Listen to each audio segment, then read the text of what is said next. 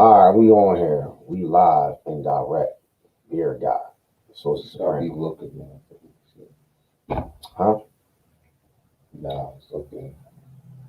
So look, big issue going on. Everybody's talking about it. Dave Chappelle.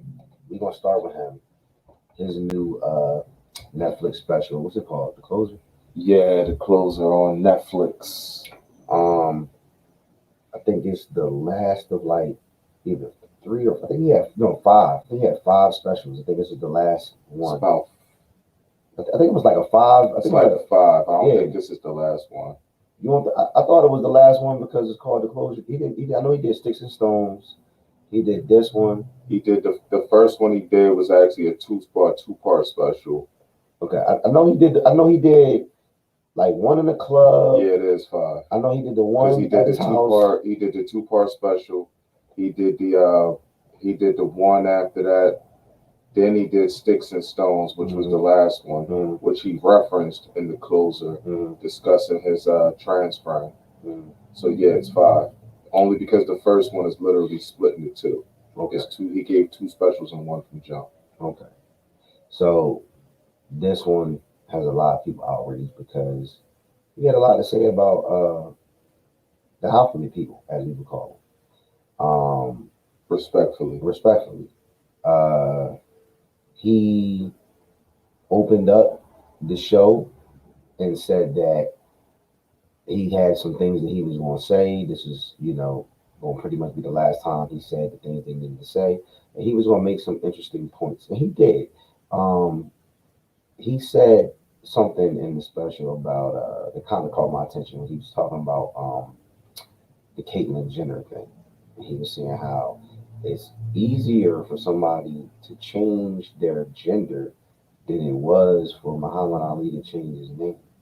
And I really don't think that that message hit a lot of people the way that it hit me because I said, damn, you know what? I never really thought about that. Like, that was something to really think about. Like, we're in a country where that's true.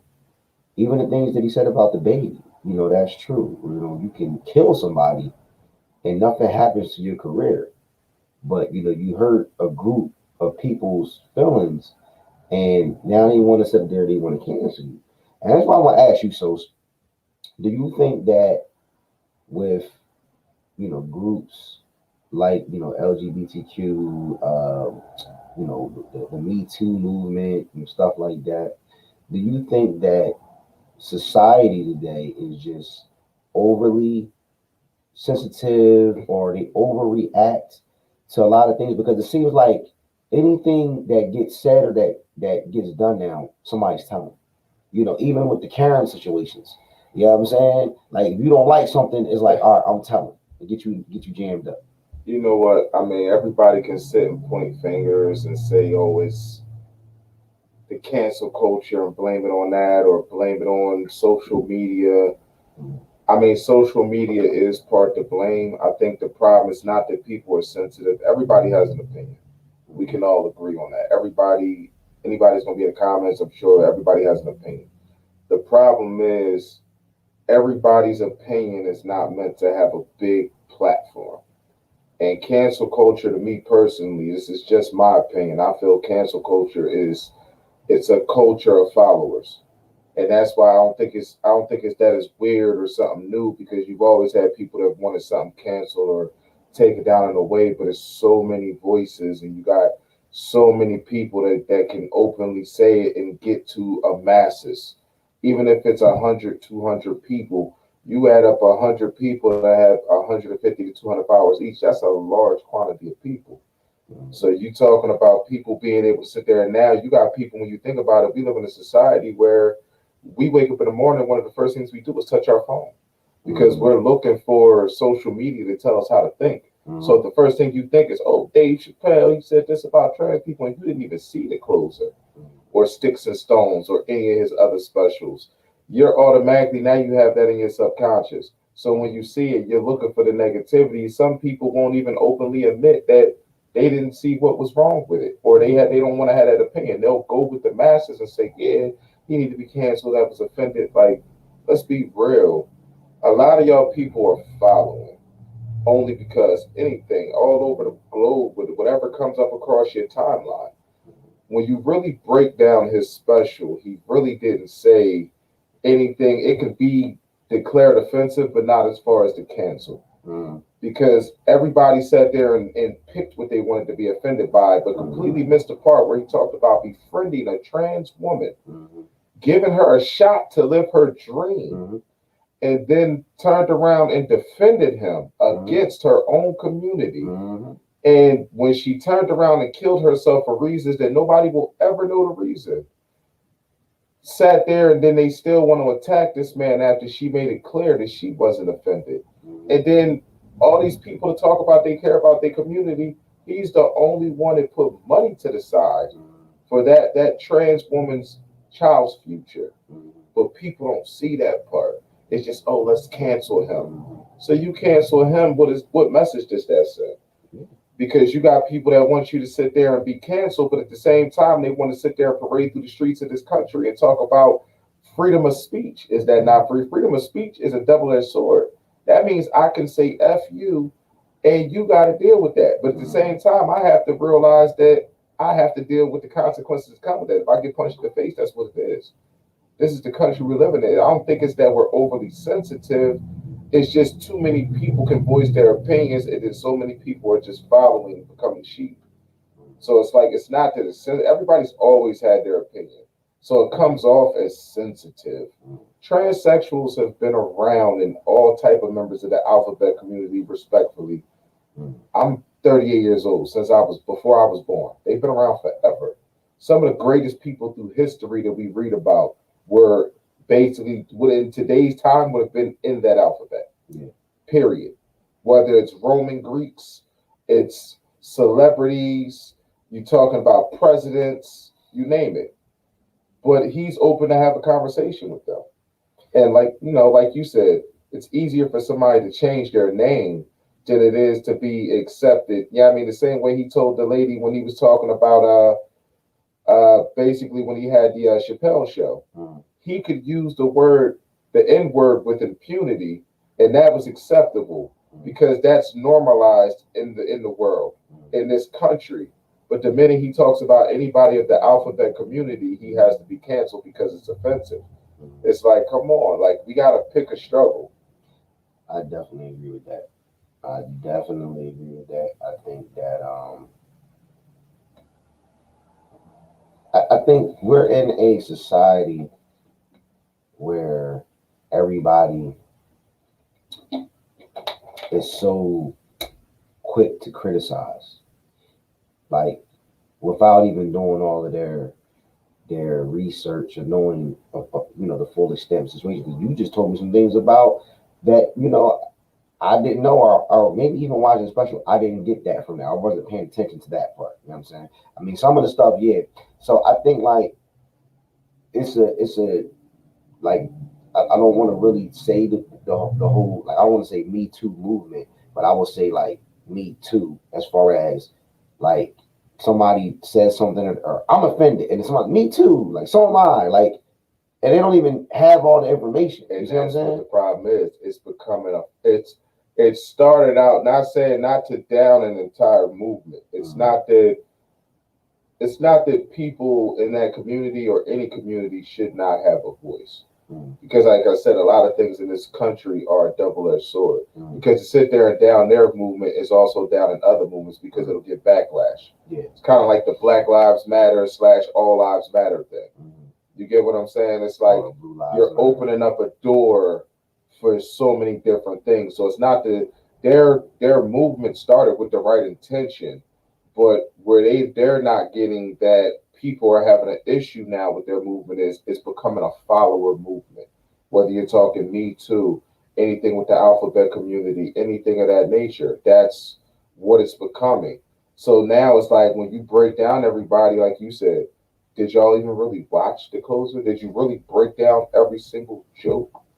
Or you just got offended and said whatever? Then the bigger question is, if you're offended by something, why watch it? Freedom of speech opens the door for everything. I also think you have freedom of choice. Yes. So freedom of choice. God gave everybody like freedom of choice being, uh, let's say next year they come out with another slave movie. Okay, as a consumer and as a black man, I have a choice of whether or not I want to watch that because Exactly. 9 times out of 10 it's going to offend me, or it might take me to a different place. Like I have uncles who are like they refuse to watch slave movies. You know what I'm saying? Because they just don't want to see that stuff. You know what I'm saying? They feel as though they've seen it enough. There's actors like Will Smith who said that you won't see him in a slave movie portraying a slave because he feels as though it paints black people in a bad light, and he's turned down certain roles. So I think that we have freedom of choice. But speaking of freedom of choice, and we'll get into it in another episode. I think that also plays a part into things with like the COVID vaccine and stuff like that. Like people are trying to take away your freedom of choice, and they're trying to take away your freedom of speech. So freedom of speech is one of those things where it's like, all right, you should use like you said, I can say F you and you have to deal with that. They're trying to strip that away from us. You know what I'm saying? Just like they're trying to strip the rights of the freedom of choice of being able to say that you want to or you don't want to put something inside your body. It's crazy how the system is controlling things and changing narratives on the people that go against what they feel as though should be their agenda. So Dave Chappelle being attacked for doing his job, being a comedian, making people laugh, but being a conscious comedian now. Not only am I gonna make you laugh, but I'm gonna make you think about these things. Thought provoking. Yeah, you know what I'm saying? Is basically what he's doing. He's Mhm. giving you stuff. People are taking it offensive, not understanding. When you look at if you were to line up every one of his specials, it's not that he's trying to offend. What he's doing is he's saying things in a way just to make you think about why or what is done.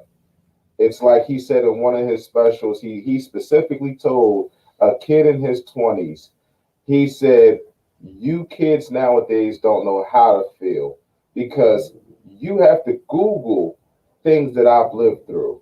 He said, and every day nowadays is such a tragedy that it's like the space shuttle blows up every single day.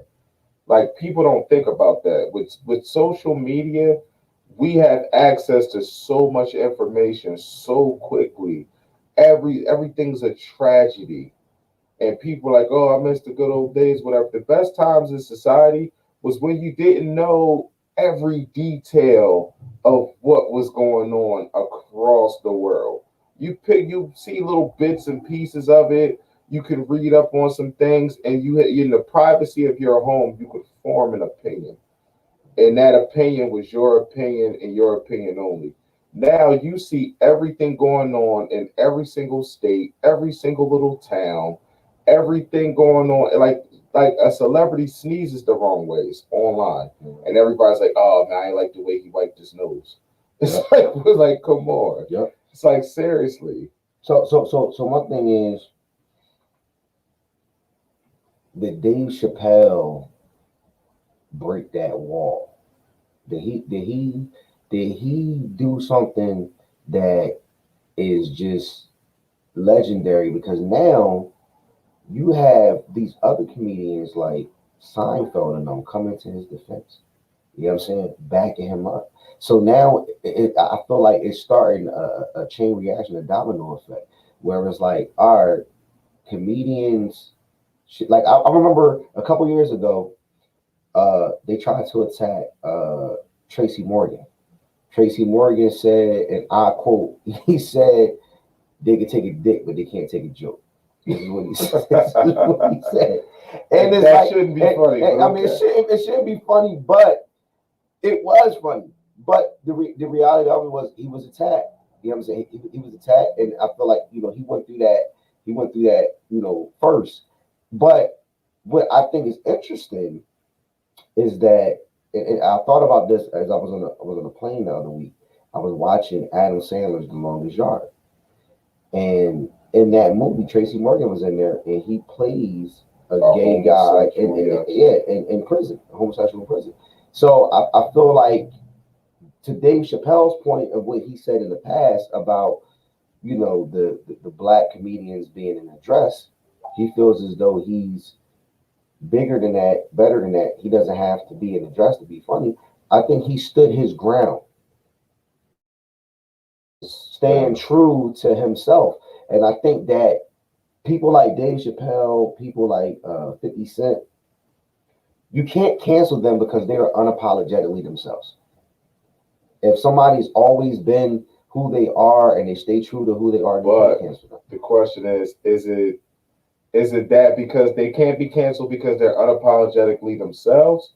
Or is it that they can't be canceled because the people that are just following the movement and don't wholeheartedly believe what these people complaining or making a grievance believe, they don't really believe it.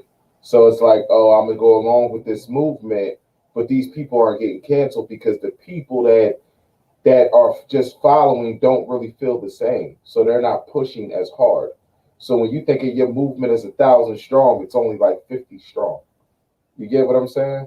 But people that people truly believe should be canceled that do get canceled, they get canceled because those people really believed it. So it's like some people I think really do agree with Dave Chappelle.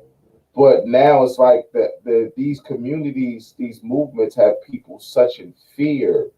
It's like I don't want to speak up. I'm gonna just fall in line and follow. Yeah, he offended me too. You have people, comedians like Damon Wayans, I believe it was Damon Wayans Jr., that actually came out and said Dave Chappelle freed the slaves. And what he meant by that was comedians have been walking on eggshells forever. As long as this movement, at least as long as this movement's been around. Comedians, in all honesty, they are the ones that make light and they make light of harsh situations. You could literally sit there and go to a funeral, and a comedian can make that funeral feel not so stiff, not so cold. That's just what they are. They hold a mirror to society. People look at music and say, oh, he just reporting on what's going on in the hood.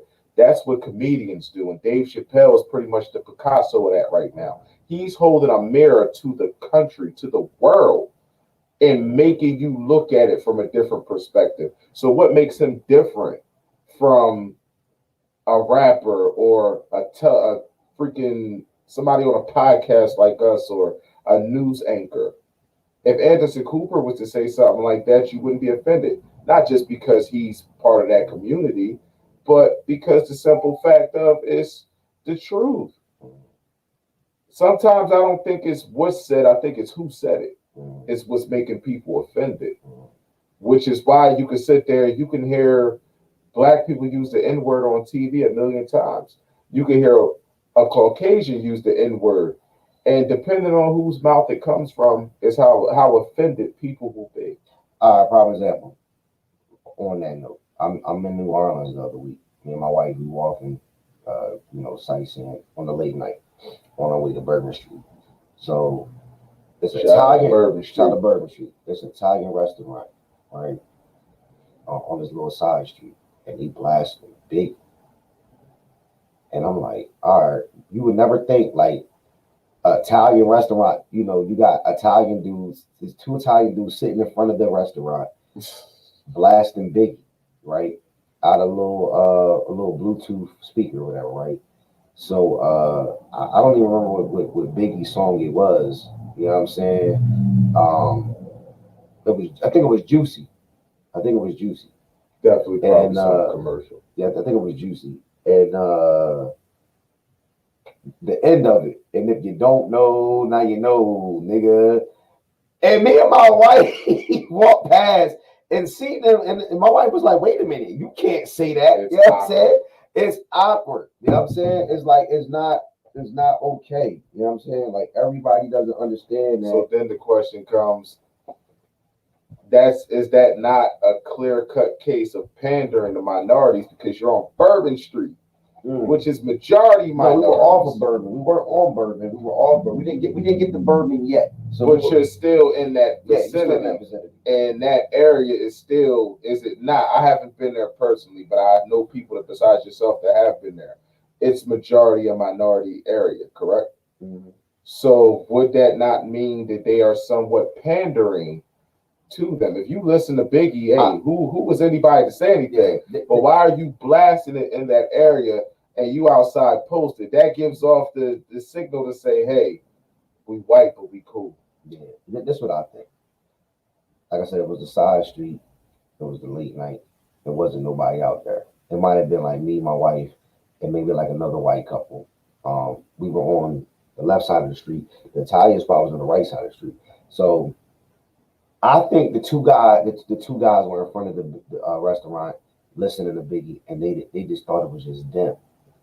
So they felt comfortable saying that because it was just them. All right, so they were singing. They were singing. You see what I'm saying? Yeah, but when he got to that point, if you don't know, now you know. Like Bo was really like nigga. Like he was really into it.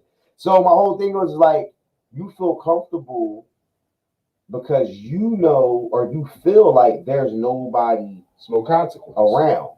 No, you know what I'm saying? You feel like there's nobody around. You don't know that there's black people right across the street looking right at you.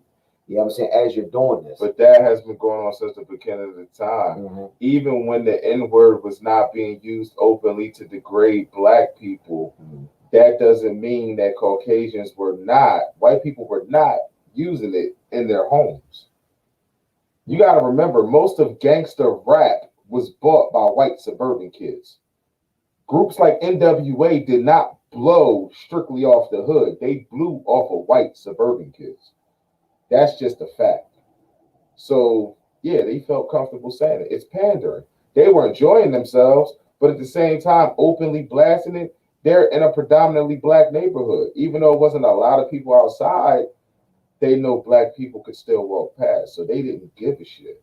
It was like, yo, we going, yeah, this is that work right here. We're going to bang this. But like you said, it was a white couple and it was you and your wife, who is black. It caught y'all attention. Mm-hmm. White people probably paid to no mind. Mm-hmm. They know what it is because behind closed doors, they don't care. They listen. They listening to it.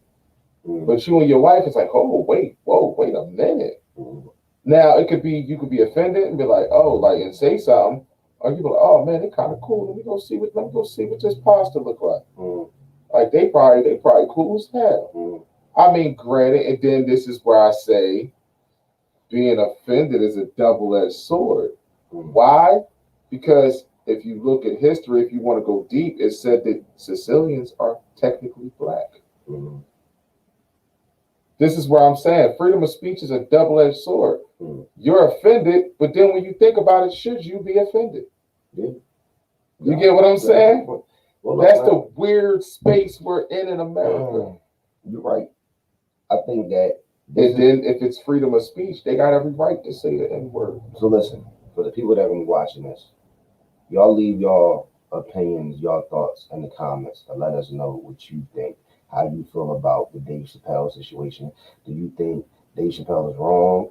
What he said offend you? Do you think that he was right by taking a stand and holding his ground? And you don't have to argue in the comments. Yeah. Just look, say how you feel, be open, be real. Don't be a follower. Say how you really feel. Mm-hmm. And if people want to comment, you don't have to argue. Remember, everybody's entitled to their opinion. Facts. You don't have to argue with the person that comments and says something under what you say. Mm-hmm. The reality is you said what you had to say. They said what they have to say. At the end of the day, most of y'all don't know each other. What's the point of arguing? Exactly. Everybody has the right to say what they got to say. People want these conversations, but a conversation is two-sided. You can't get mad because what the other person say. That's what a conversation is. See what we're doing? This is a podcast. Mm-hmm. We're having an open conversation. It's not that we're disagreeing, but at the same time, it's a conversation. So what type of that's all I hear when I hear people offended. Oh, we need to have a conversation. What kind of conversation do you want? Do you want a conversation with a yes man who's going to tell you what you want to hear and stroke your ego? Or you want somebody who's going to tell you how they feel and y'all both leave it on the table and say, okay, I see your point. I see your point. Let's agree to disagree, because that's what most of these conversations are going to be. Pretty much. So listen, y'all make sure y'all leave your thoughts, opinions in the comments, and we holler at you on another episode. Black Couture Podcast.